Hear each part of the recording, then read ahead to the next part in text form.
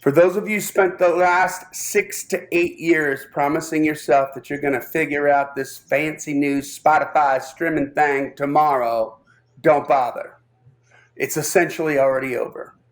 Once again, I was right. I know this makes you uncomfortable, but I am right. Spotify and the other streaming services are beginning to feel the disruptive effect of this new music industry slave emancipator. This artist and songwriting savior will literally change the world for the better, rescuing the creators from the big game that has been oppressing them for decades. But if you keep marketing like you have been, and you don't adapt to honor the digital platform, you'll be forgotten and take your place right next to Tyrannosaurus Rex, Blockbuster Video, dial-up internet service, and honest politicians.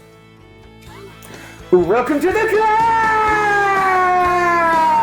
This is a show dedicated to helping singers, songwriters, and indie artists like you create leverage in the music industry. There's a movement that's happening now with this episode more than it was last week even. This is insane. And you are the movement. You have to get on board or you're going to be left behind. If you think it's cool and sexy and romantic to be kicking the tires of the old music industry, you're gonna be like a dog who chases cars, man. You can make a lot of noise, but you ain't gonna last too long. You're not gonna stick around. So, that's why we created this podcast. We want you guys to win. This is about helping artists and songwriters get the leverage they need in the new music industry and understand how to reframe your brain and think in the new music industry. C.L.I.M.B, creating leverage in the music industry. That's a backstory from my good friend and co-host, Mr. Brent Baxter. Brent is an award-winning hit songwriter with cuts by Alan Jackson, Randy Travis, Lady A, Joe Nichols, and more.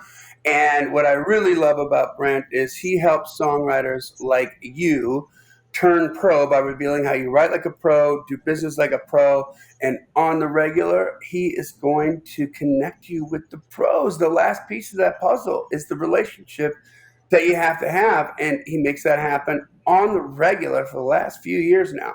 So get to be a part of that. You can find Brent at songwritingpro.com. Once again, that's songwritingpro.com. And I would like to introduce you to my co-host, Johnny Dwinell. Johnny owns Daredevil Production. They're breaking artists digitally by identifying new fans through data. Listen, if you're an artist looking to increase your streams, blow up your video views, sell more live show tickets, and get discovered by new fans, TV, and music industry pros, then Daredevil Production can help. Daredevil has worked with multi-platinum artists like Colin Ray, Tracy Lawrence, Ty Herndon, and Andy Griggs, just to name a few. You can find Johnny at daredevilproduction.com. That is production, singular, no S, and there's no S because there is no other Johnny D, although he could use a couple more of himself because he's so busy. These days, yeah. Ooh. And busy being right, apparently. I'm excited about this. Now, we haven't pre-talked this, so this is brand new for me. All I know is if something's going to disrupt Spotify, I'm happy. I saw a meme the other day that said Spotify celebrates sending out $100 to rights holders or something, you know? Yeah, we paid out our $100 to creators and songwriters. Oh my gosh. Well, so I'm going to, quick, before we get into a little business first here, I just want to shout out climber Chris Fleischman for turning me on to this article that I'm going to read to you guys, and then we're going to unpack it. It's a big deal with the most amazing, incredibly shocking investor prediction about Spotify in 2022, this next year. Okay. And we're going to unpack what's happening and why. And, oh my gosh, the more I got into writing the show notes for this or doing the research for this show, the more I'm like, this is like 10 shows, not one show. Like it's yeah. And there's so many levels that are going on. It's hysterical. And I meant what I said at the cold open on this, man. Like don't even bother trying to figure out Spotify now because the days are numbered. Like it's counting down, like faster than I thought. I'm intrigued. You have my attention, sir. But hey, as always, we're proud as Peacocks to be part of American Songwriter Magazine's podcast network. You can find that at americansongwriter.com/podcast. They got 15 shows there. If you found us from American Songwriter Magazine, welcome to the Climb. If you've been a long-time climber, go check out some of those shows. And man, 15 shows sounds like a lot. Where do you choose? They got a way to make that happen, right, Brent? That's right. They're looking out for you. So they have something called the Suncast. That is SUN cast, as in Sunday podcast. And what they do is they curate the top 5 podcast episodes from the American Songwriter Podcast Network, and every Sunday they send out those curated 5 episodes. So it makes it super easy. It's like a little sampler platter, a little tasting of the top 5 in their estimation that think are going to help you. And you can sign up for that very easily at americansongwriter.com/Suncast. Again, that's SUN cast, as in Sunday podcast. And it's a free subscription. It's just, hey, here's my email address. I'd like to receive this email on Sundays, and they send it right out to you. Love it. Join the Climb community at facebook.com/groups/the Climb community. And you have to ask to be let in, but we let everybody in, y'all. Okay. Mm-hmm. And this is the community that, man, there is stuff going on every single day. This is like where I'm dropping different articles that I see, everything like that. I saved this one. Usually I drop this before. I'm going to put this one after we recorded it, after it drops. I'm going to put the article in. I mean, musicians helping other musicians, artists helping other artists, songwriters connecting and doing co-writes. It's a beautiful community. And if you got stuff that's important and valuable to the whole group, man, by all means, post it in the feed. If you got stuff about yourself, about your gigs, about the music you just released, the song you just wrote, whatever, we got places for that too, right? Like, that's right. Talk about the wins, man. Yeah, we have gig alerts on Thursdays. We have social shares that come out, during the week as well, that, curate in those places so everyone knows where to find it. We also have New Heights, which we drop every Wednesday. And so I just want to share a couple of those, shout out a couple climbers. We have Randy England. He says, seems like I might have joined a band last night. After I finished playing my round, they asked if I wanted to tour Mississippi and play around Nashville. One of my goals for 2022 was to do a regional tour. Looks like playing rounds can pay dividends. So congrats, Randy. Good job on your climb there. And already getting ahead of a 2022 goal. It's not even the end of 2021 yet. That's awesome. We have, let's see, I'm going to butcher the last name, Dennis, but Dennis DeVilbus, maybe? He said, this is probably not a big deal by anyone else's standards, but my song Voice in My Heart broke 100 streams. I am pretty jazzed. And he puts a link to a SoundCloud here. So, hey, man, the first 100, that counts. So good job, Dan. Yes. You can't get the first 1 millionth until you get the first 100th. So, hey, that's right. That is a big deal. So that's awesome. And our buddy Bill O'Hanlon says, finished 1,000 lifetime songs this week and 341 for the year. And so this is, the day we record it is like mid-December. So he goes, I have one indie cut coming out this week and 2 more coming out in January, to which Tracy Collins said, Bill, I want to be you when I grow up. Tracy Richardson said that. So people encouraging each other, good stuff happening. We got hundreds, we got thousands, we got tours going on. So, man, proud of all y'all. Just keep on climbing. That's awesome. That is awesome. And, hey, subscribe or follow the podcast, depending on what platform you're on. And most importantly, guys, we do not take the time that you spend with us lightly in any way, shape, or form. It's a lot of time. Your time is the most valuable thing that you have, more valuable than you handing us money. Be quite honest. I mean, that's from the heart. And you do it for a reason. It's not because you want to throw love at Brent and Johnny. You may want to do that, but that's not why you listen. You listen because you're getting something out of it. So tell a friend about it. That's what we need you to do. Tell somebody. Let them know, hey, I'm learning from this thing. It's changing the way I'm thinking about the music industry. It's changing my strategies. It's changing my tactics on being a songwriter, on being an artist, on touring, on promoting, on everything. And man, if you call yourself an artist, if you call yourself a songwriter, you better be listening to this podcast. You just go ahead and give them the hard selling that I promise you they're going to be happy. Exactly. You know what I mean? Yeah, you just tell a friend about it. Let them throw money at us. That's right.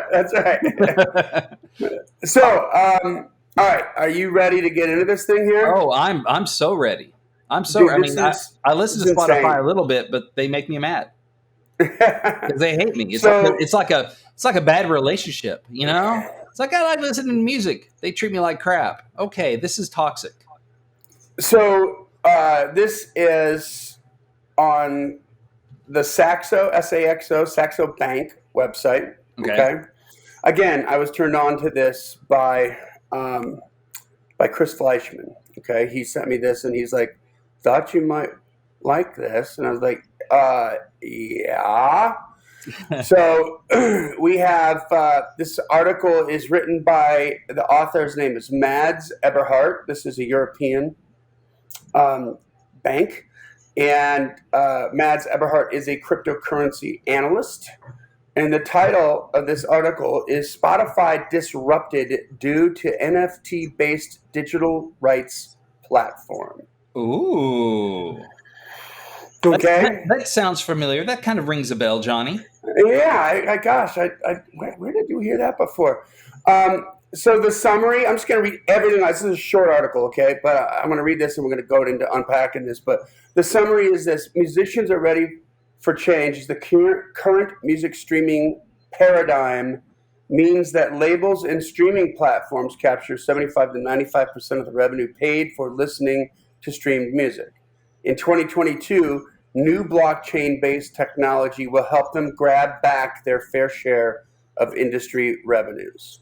Did you catch that? I'm going to read that last sentence again, or the second half of that last sentence. New blockchain-based technology will help them grab back their fair share of industry revenues. Brent, how many times have I told you, don't worry, brother. You songwriters, you're going to make a lot more money coming up here soon enough. It's coming. Quite a bit. Right? And I was trying to look up, and we have episodes on blockchain and NFTs and interviews with people The about experts. that. I don't have those numbers in front of me, but man, y'all go back and find those, and you'll be able to go, oh, well, it looks like people are agreeing that Johnny's right.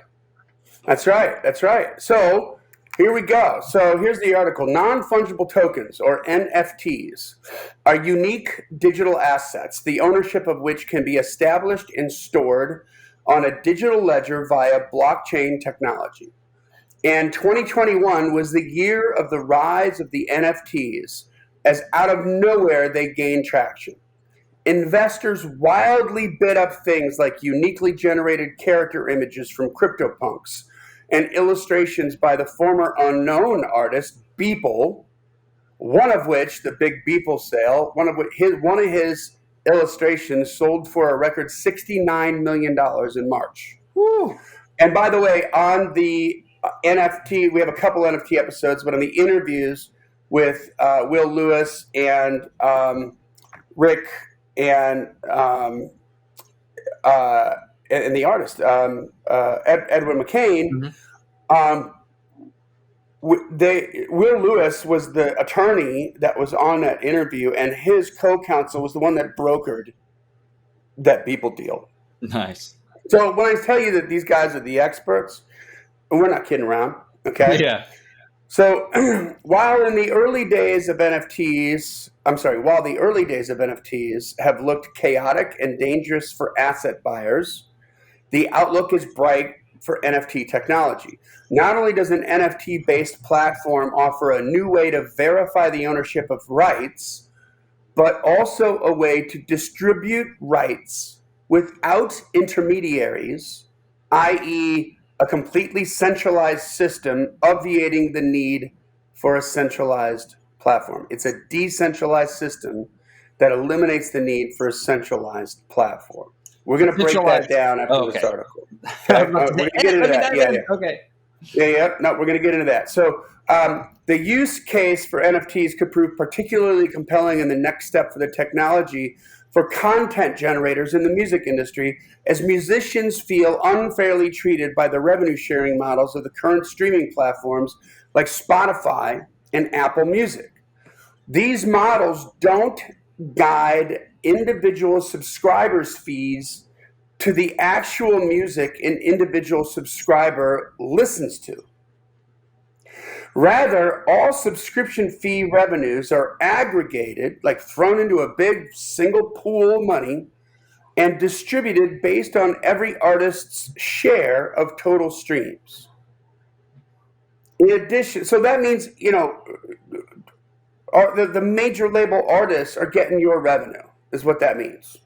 Okay? And it's not a fair situation. There's In wiggle room in addition, there. Yeah. in addition, the platforms take a substantial cut, Mm-hmm. which together with the cut paid to labels is some 75% or more of the total revenue. Gotcha.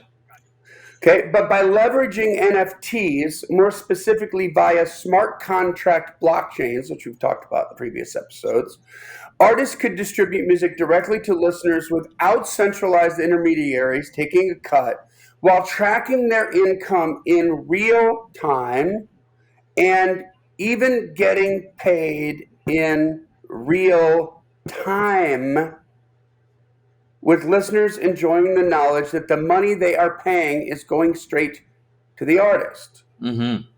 In 2022, an NFT-based service takes hold and begins offering music from notable stars, perhaps the likes of Katy Perry, the Chainsmokers, and Jason Derulo, all of whom have recently backed an effort to create a new blockchain-powered streaming platform. Other well-known artists begin pulling their music from now traditional quote-unquote streaming platforms, which suddenly find themselves terminally disrupted. We'll say that again. Other well-known artists begin pulling their music from now quote-unquote traditional streaming platforms, Spotify, Amazon, Apple Music, which suddenly, these streaming platforms suddenly find themselves terminally disrupted. Investors see the eventual writing on the wall for podcasts, movies, and other forms of digitizable contents as well. So the summation of this, one sentence, market impact, : investors recognize that Spotify's future is bleak, sending its shares down 33% in 2022. Interesting. Take a breath. Wow. The disruptor of the music industry, Spotify, has now Been disrupted. is going to be disrupted, and they're predicting it's going to happen in 2022. Wow, that is not far away, brothers and sisters. That is not It was like next month. far away at all. Yeah. That is not far away at all. That's insane. Okay, so is that the article? Because there's stuff I want to dive into. That is the article. That's it. Okay, so the thing I wonder about is, okay, like who's going to pay for the platform? Like if it's a decentralized platform, it's still a platform. Somebody's paying for that stuff to set it up and kind of bring that to market. So I'm curious about that, how they're going to make money if it's still a company, whether it's, I'm just curious about that. Like how I know where you can find the answer on that. You can find the answer on that by going to, I'll put the link in the show notes if I'm incorrect in this URL, but I believe one of the companies here is called Audius. I'm not sure if that's who Katy Perry and the Chainsmokers and Jason Derulo have invested in. Mm-hmm. I'll bet it is. It may not be, but I'll bet it is. Okay. And Audius, AUDIUS, Audius.com is, and I think it's a .com. But if you just Google Audius, and then it'll give you the link, and you can get what they call the white papers on that. Okay, so you can get the business, it's not the business plan either, but it explains what they're doing and how they're going to make that happen. Okay, cool. But here's the thing. What we have to understand is the big ideas have to happen first, and then the details work themselves out. Yeah. As it continues to get refined, right? We can't get stuck thinking like we've talked about just publish, right? We've talked about the basketball and how perfect it is. We can't get stuck worrying about making the perfect basketball before we start to create the sport. You know what I mean? Exactly. Yeah. We have to move forward. So I think about this. How many times have I mentioned that Spotify's position in the music industry, in the music business, is unsustainable? So many times, because they don't create. They're the middleman. That you talked about, the platform in the middle. They're just at 30,000 feet, guys. Any distributor in any business, whether it's CompUSA, whether it's Target, whether it's whether it's I'm thinking of some other distributors here. Whether it's Musicland, right, or Sam Goody, or whatever. Like any distributor in any industry is it only has power. The only thing it brings to the table that brings value, that allows them to make money. In business, it's not about thoughts and feelings and prayers. It's all about money. Okay. Yeah. And so they have to bring something of value to the table for the people who create the product or service to get paid. The only thing any distributor brings to the table is that they have some kind of a relationship with the end user. With the end buyer. Yeah. With the end user, that the creator of the product or service either can't have, which was the case for most of the music business, but not anymore, and the case for most of Hollywood, but not anymore. Okay, and it was the case for the case of computers until the early 90s, until the internet came out. Now everybody sells direct, right? Or either they can't have, or in the case of the music industry right now, they can have the relationship with the end user, but they don't. Right.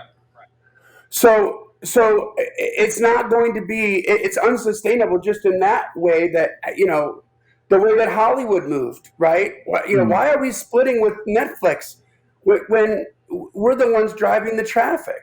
Exactly. Like, we own Friends. We're NBC. We should get 100% of the money and also know who likes it.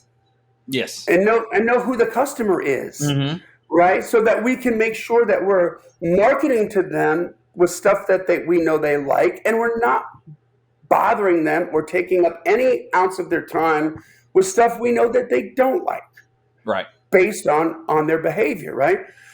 How many times have I mentioned to the artists and songwriters that this too will pass? Your days of being shat upon are quickly coming to an end, and you will get paid more because the creators create the stuff that generates the traffic, and the traffic makes the money.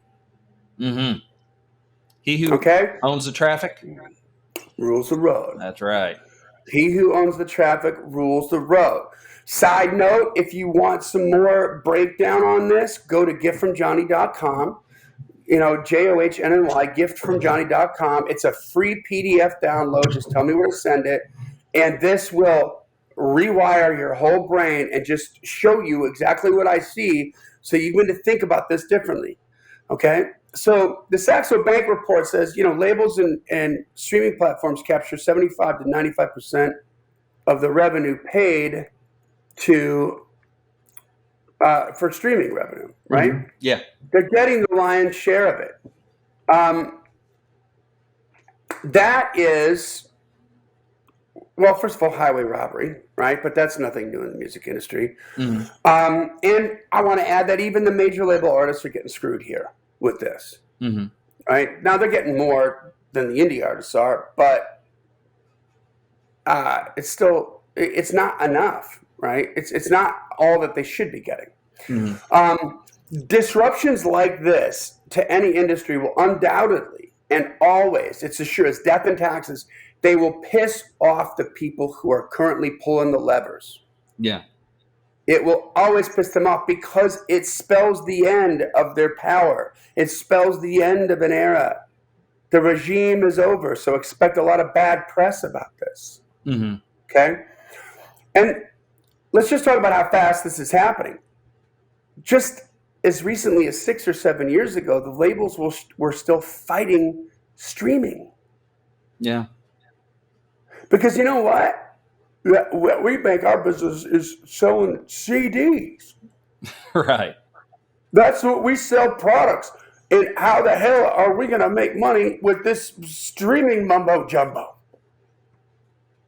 Okay, but they didn't have a choice. They were forced to adapt.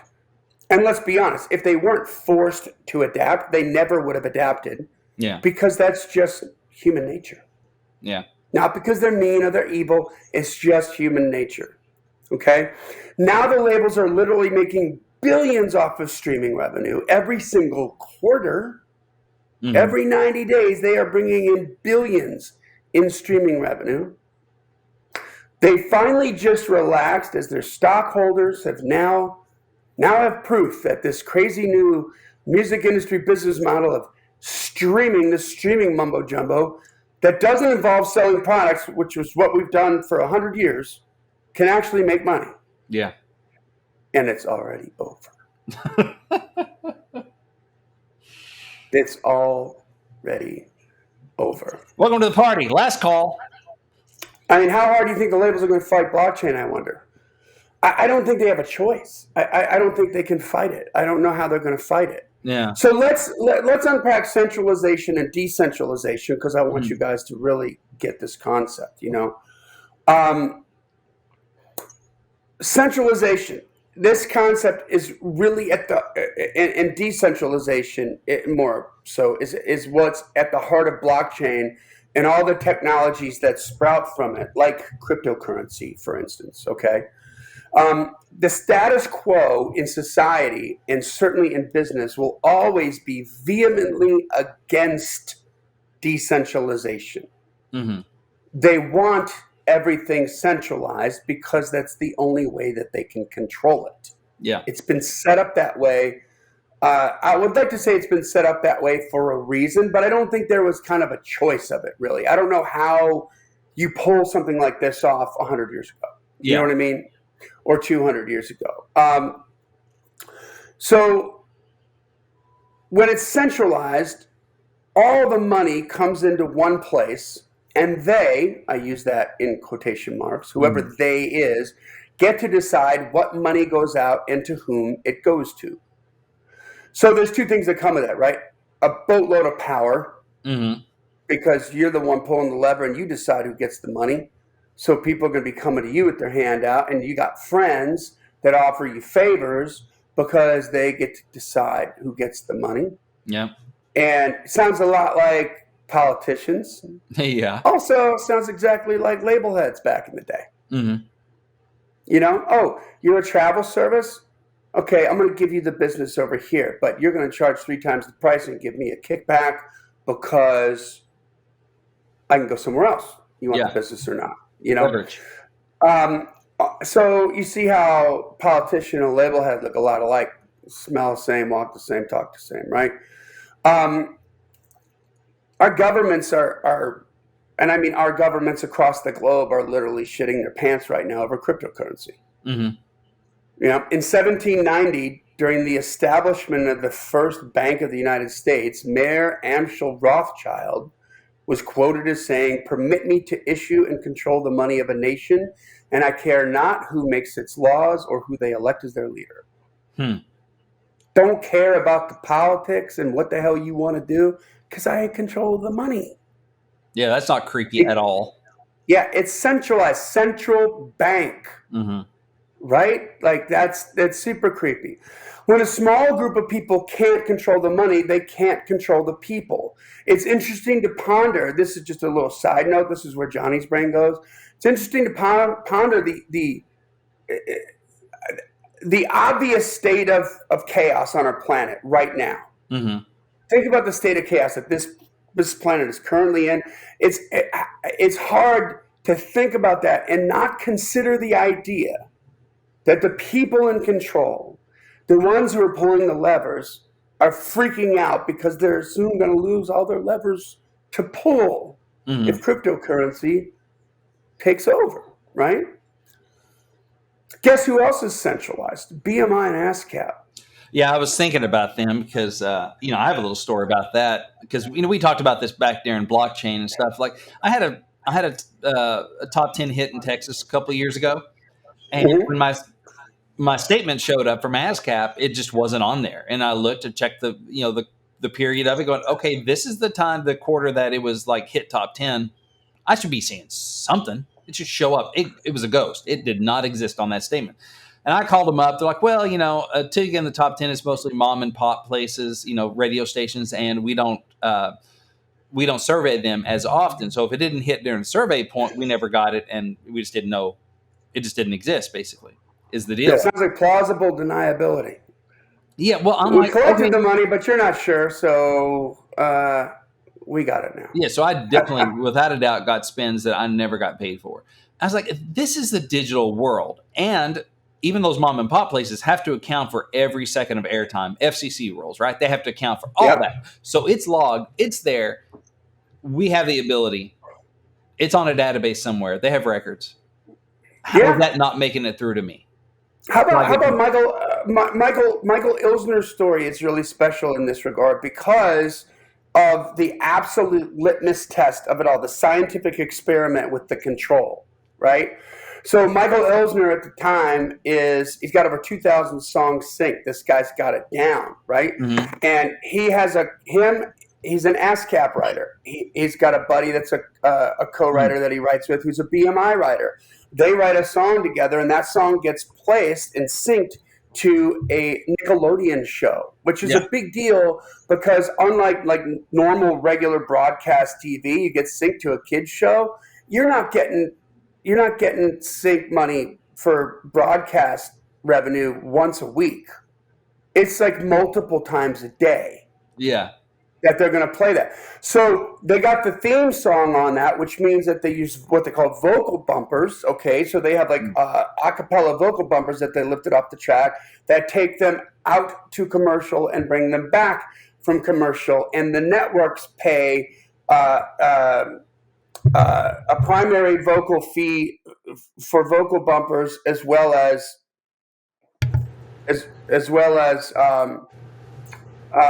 the theme song, right? Mhm. With the sync on the theme song. So that's a lot of revenue that's generated. So Yeah. time goes by. The first check, just like you were saying, Brent, with that, they know we should be getting this check in soon Mhm. for this song that we wrote together. And it just so happens that Ilsner's over at his buddy's house, the BMI writer, and him and his wife get the check. They open it up, and holy crap, they freak out, and they go and cash it and buy a BMW. Yeah. That's the kind of cash that we're talking about here. So Michael, of course, rubbing his hands together, goes home to get his check from ASCAP, significantly less. Mhm.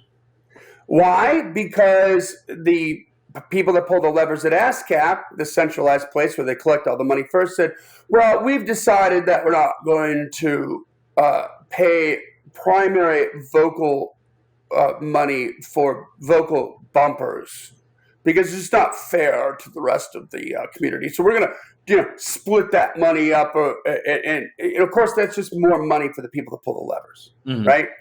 And all of a sudden, it becomes a slush fund from what they should be paying out because the proof in the pudding there is that the networks are paying for a primary vocal. Yeah. And because they are a centralized place and they decide who gets what money into whom, they make one little rule change and you're screwed. And Elsner found out when he went back through all of his syncs that they owed him $200,000-$300,000 with this rule. And so what do you think he did? He packed up and left ASCAP and went to BMI. Yeah. F you, ASCAP, right? So centralized, right? Terrestrial radio was essentially a centralized promotion hub for the music industry. There used to be only 3 companies that owned the vast majority of major radio stations around the country, the brick and mortar stations, the equipment. That was Cumulus, CBS, and Clear Channel. Okay? And you want to talk about centralized, if you've ever read the book Hitmen, which if you haven't, I recommend that you do. That tells the story about how these 6 dudes, 6 guys, one of which was, I'm forgetting his name right now. He was the president of Epic Records. He ended up being Michael Jackson's manager. He's actually the guy that was like Mr. Big in the Wayne and Garth movies. That was the record label guy. I'll remember his name. I'm forgetting his name right now. But Frank DeLeo, that's his name. Frank DeLeo. And he was one of these 6 guys that essentially had they called themselves the Syndicate, okay? And they controlled, like the 6 guys in 6 different regions of the United States. Each of those guys was in charge of one of those regions. And they called themselves like radio promoters, right? So the labels were having to pay them to get their artists' singles on the radio because they were the gatekeepers for all the program directors. I don't know how that happened. Yeah. But it was like a mafia thing, right? And so at one point, if you read this book, I mean, CBS, I'm not sure if it's when the Sony thing happened with CBS. Well, I think it was just CBS. They bring in a new executive, and his first job is to get rid of the syndicate, right? Because they found out that all of the major labels, we're talking like 7 to 9 major labels, 30% of their revenue off the top was going to these 6 dudes. Wow. And so this guy decides on behalf of CBS to make a point. Now, screw that. We're not paying you guys. That's illegal, right? Mm-hmm. It's illegal to do that. That's not in the FCC rules. It's totally illegal. And that's when those 6 guys showed the record business that their power that they had wasn't in their ability to get your artist's song on the radio. Their power was in the ability to keep your artist's song off the radio. Mm-hmm. And they proved that in 1980 when Pink Floyd released The Wall. Mm-hmm. Pink Floyd, the biggest band in the world at the time, releases The Wall, and there's a tour that, because they reenacted the whole movie on the wall with helicopters and a big wall that's being built throughout the concert, it wasn't a tour. It only had 2 stops, New York and LA. Yeah. And they're in LA, and Peter Grant, who is managing, the famous manager from Led Zeppelin, who's now managing Pink Floyd, is like, figures out that they're not playing the single on the radio in Los Angeles on the day of the freaking tour. Jeez. And he calls up Peter Asher, and he's like, what the hell is going on? Why isn't this on the radio? And Peter's like trying to explain to him, and he's like, you know what? You got 500 artists. We've got one career. And Peter Grant, who was a thug, was like, I don't give a flying F about any of this crap. If I don't hear that single on the radio in the next hour, mm-hmm. we're going to go to a different label. F you. Yeah. And guess what? They wrote the check. That's centralized. Yeah. That's centralized, okay? Now, as streaming began to penetrate the market, radio revenues declined and Clear Channel turned into iHeartRadio. CBS, a massive United States broadcasting corporation that was founded on terrestrial radio, because it was the corporation was created before TV, mm-hmm. right? They sold off all their broadcasting assets, radio broadcasting assets, around 2015, and there are now a multitude of different companies that have purchased those CBS assets. And if you go back and listen to the C.L.I.M.B episode 292, the real story behind the Bobby Bones kerfuffle, you'll learn how radio is currently, number 1, a dead medium. Mm-hmm. Number 2, that is being kept alive artificially on life support by the record labels. Now, doesn't this make more sense? Let's keep the centralized promotion vehicle alive as long as we can, because we can control it. Yeah. And we get to decide who goes on the radio and who doesn't. Okay, now let's talk about decentralization.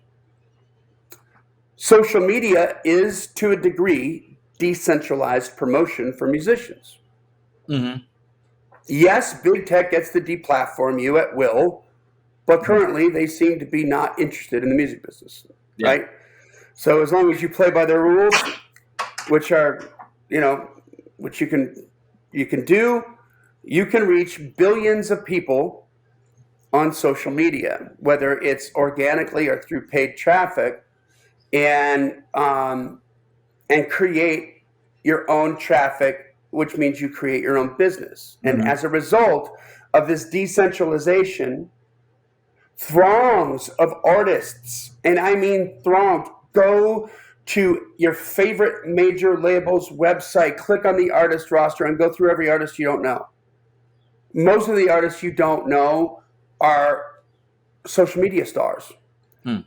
These are artists who never would have gotten a record deal in the old music business. Yeah. But they now have lucrative deals because they own boatloads of traffic on Instagram, YouTube, Facebook, TikTok, etc. These artists didn't need anyone's permission because it was decentralized. Mm-hmm. And I'm talking about artists like Granger Smith, who doesn't have a record deal. He's got an imprint. It's a joint venture.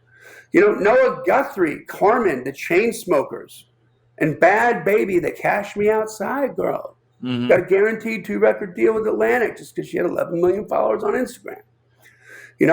Cryptocurrency has decentralized the monetary supply to an extent. You still need what they call a fiat currency to pay your rent. Yeah. In other words, you could have $1 million worth of Bitcoin, but you still have to exchange it for American, Australian, or Canadian dollars or British pounds to pay your rent. But how soon before apps like Venmo, which is, by the way, already attached to cryptocurrency, and how soon before like Venmo and PayPal eliminate the need for fiat currency? Yeah. Before your landlord starts taking Venmo, just as easily as your buddy takes Venmo. Yeah. For the pot cookies you just bought. You know what I mean? Like, come on. It's right around the corner. So blockchain will decentralize revenue in the music business. And instead of all the revenues going through a PRO or a streaming service or a record label first and then to the artist and the songwriters get paid instantly with no intermediaries. Smart contracts are a way to describe the code that tells blockchain who is to get paid, how much they're to get paid for the revenue that's created by their the revenue that's generated by their creation, and where the money should go, whose wallet is going, right? So do you see this? This eliminates the PROs. Yeah, I've been wondering about that, and that's gonna be interesting when the government gets control of, because it's very much a government thing where you have to go in front of the panel and all this stuff to see what we get paid and stuff. And I wonder what they're going to do when that's just starts sliding out from under them. Not that the government really has an interest in it, but they have control over it. So that's going to be interesting to see. Oh, well, but that's for the stuff they have control over. That's Right. for broadcasting, right? That's for that. But with blockchain, you're going to have like 20 million different little bitty businesses. Yeah. And and who's to say, like, hey, I'm going to pay you this, right? We're going to make this amount of money from the traffic, and therefore, Brent, if you write with me instead of that guy today, I'm going to pay you more per stream. That's going to be interesting. Brent's going to be like, I said, excuse me. Give me 3 steps, mister. Give me 3 steps towards the door. So, in America, ASCAP and BMI, y'all, are multi-billion-dollar businesses. And so, as Don Henley said, they will not go quietly. Yeah. So here's the most important part of this. This is the most important point I want to make. I mean, this is happening, right? It's happening right now. We just had a major bank predict. Now, is that going to happen in 2022? It might, very well might. But if it doesn't happen in 2022, believe me, it's right around the frickin' corner. Yeah. Okay? From when Spotify just goes, tets up, right? Like, it's over. Traffic for the artists is the key. For the really good artists who don't have traffic, who don't know how to honor the digital platform, for the really good artists who don't adapt, and they don't have traffic because they haven't adapted, you will starve. Your music will never be heard on this new platform. The game will change for the wealthy ghost artists as well. Think about that. There are artists who have somehow become the darlings of certain Spotify editorial playlists, right? Yeah. And they generate tens of millions of streams for every release. And these are the artists with like 15 million streams that can't sell out my office because they're ghosts. Yeah. They make a living. God bless them. But they're like a pilot fish to a shark. They feed off the traffic created by the artists who create traffic. That's what drives people to that playlist. And they just happen to be somehow get on it, right? Yeah. And usually those are major label artists.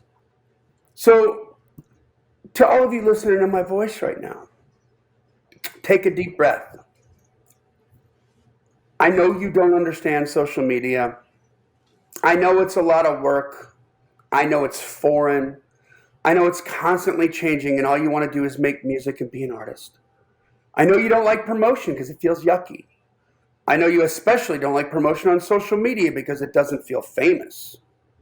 I know that deep down inside you're resistant to change because you're human, and you'd like everything to return to the old school record business that plucked talent like you from obscurity, literally right off the couch, pulling the bong out of your mouth, cleaning you up, hauling you off to a studio to make your record, and then kicking you out on a radio tour for months. And next thing you know, you got the mansion and the helicopter near all the cool parties, right? I know that you certainly don't understand NFTs and blockchain because you're still whining about not understanding social media and paid traffic on digital platforms. I know all this about you, and I don't care. Nobody cares. It's literally adapt or die. Mm-hmm. Because what little, what misguided hope you had about being able to break on frickin' Spotify is gone. You were never going to break on Spotify. And you're not going to break on blockchain either. You're just going to get paid better on it. You need to focus on traffic as opposed to promoting your single. Mm-hmm. Don't get me wrong. I'm not saying don't promote your single, but I am saying the strategy behind the promotion of your single better be to create traffic. Right. Not to get a bunch of people to listen to your song and you have no idea who they are, but to get a bunch of people to listen to your song and you know who they are. Exactly. And just to get a bunch of people to continue to show up, to go to your YouTube channel, to go to you're going to have, how many times, Brent, have we talked about, like, you're your own network? Yeah. Right? Well, this is what blockchain is going to be. Mm-hmm. You're going to be your own network, and now you're going to get paid all the money you should be paid for the traffic that you create. But if you don't create traffic, if your idea of promotion is that somehow uploading your song to Spotify to quote unquote see what happens, it is, like there's some kind of foot traffic on Spotify, and if it's a good song, they're going to discover it and everybody's going to share it, and then you're going to go viral. Basing your business model on the possibility of a song going viral is a business model based on hope. Mm-hmm. You can't run a business based on hope. Okay? The labels, when they spent a couple $1 million signing a new artist, creating the record, and going out and doing radio promotion, were not basing their freaking business model on hope. They knew if they had a good artist and they got him on a playlist in heavy rotation, it's going to freaking sell albums. Mm-hmm. It was a dependable, repeatable process that promoted the products they were selling. You had hope that the radio, that the label would say yes, and the radio would say yes, and they would continue to say yes, but the labels didn't have hope. They know whoever we freaking put on that playlist, the song is good, it's going to sell some records. Mm-hmm. And it was dependable. Are there instances, outliers, like the C.L.I.M.B record that they, went to number one and only sold 6,000 records because they manipulated the push and it wasn't good? Yes, but those are the outliers. The more reality of it is, hey, we can keep pushing this out and pushing this out, and the records, the first record's going to sell 60 grand, the next 60,000, next record's going to sell 250,000, and that third record, that's going to be the biggie. Mm-hmm. Right? That's the way it would work. So artists like the Chainsmokers, who, by the way, broke on digital, these guys are brilliant. I want to meet these guys and go out to dinner with them, just talk business. Yeah. I think their balls right shotgun. I think they told Atlantic Records to stick it. Like, if you want us, this is the way you're going to do business our way. We're not going to do business your way. And they agreed. Atlantic agreed. Yeah. I just think they're brilliant. And their release strategies, they are just all over this digital platform. And that's why they're making the money they're making. This is not luck. These guys know exactly what they're doing. And artists like them, the Chainsmokers, Katy Perry, and Jason Derulo, have all invested in this decentralized music streaming service. Another way to describe this new technology is that it's a streaming service on blockchain. Mm-hmm. And through smart contracts, every artist gets paid for the exact amount of streams they generate. And if there's a subscription fee involved, they're going to get a piece of that too. Which, by the way, could have always been that way with Spotify. Yeah. Because it's digital. It's purely digital. But they set it up just like the PROs. Why? Because they could. Yeah. You know? What's not clear to me is how this new blockchain streaming service is going to set up the algorithms for the playlists. Mm-hmm. Who's going to write those algorithms? How's it going to decide? I don't know. But here's my final statements on this. You better change your mind about a lot of frickin' things right now. Your time is up. There's no more. If I hear one more frickin' artist or songwriter tell me with passion and like with a sense of nostalgia and like romanticism how they're old school, I always don't understand this new, social media stuff. You're an idiot. You're a hobbyist. You're a hobbyist. You're a hobbyist. The only thing wrong with being a hobbyist is when you don't want to be and you don't know you are. Yeah, when you think you're pro. Exactly. But you're acting like a hobbyist. Yeah. That's as stupid as trying to walk into to a mechanic shop and say, I need a job as a mechanic. And they're like, okay, do you know how to pull apart an engine, put it back together again? Well, I don't know anything about this fancy 8-cylinder engine. I only specialize in cars from the 1920s. You can need Model Ts. That's what I do. I do Model Ts. Yeah. I do 2-cylinder engines, I'm old school. You should appreciate that. No, you're of no use to me. You're not old school. You need to go back to school. Yeah. You better embrace promotion and learn how to honor the digital platform. I'm going to say that again. You'd better embrace promotion and learn how to honor the digital platform. Get the F over it. Mm-hmm. Are you done? Okay? And you better focus on traffic. Traffic solves all your problems. And right now, you're not focusing. You're like, how do I get a lot of people to listen to my phone? I don't know. But, the YouTuber who's got 500,000 subscribers and every video they put up has got a million views or more, their song gets listened to. Mm-hmm. They make money on that traffic too. So there it is. And here, it has come full circle. That was fast. Yeah. That was fast. Spotify came in and wrecked the music industry, and it's already gone. Gone. She gone. You see it, you hear the Jaws music and the dorsal fin breaking the water. And Spotify is just like doing, butterfly, like lounging, floating on top of the water.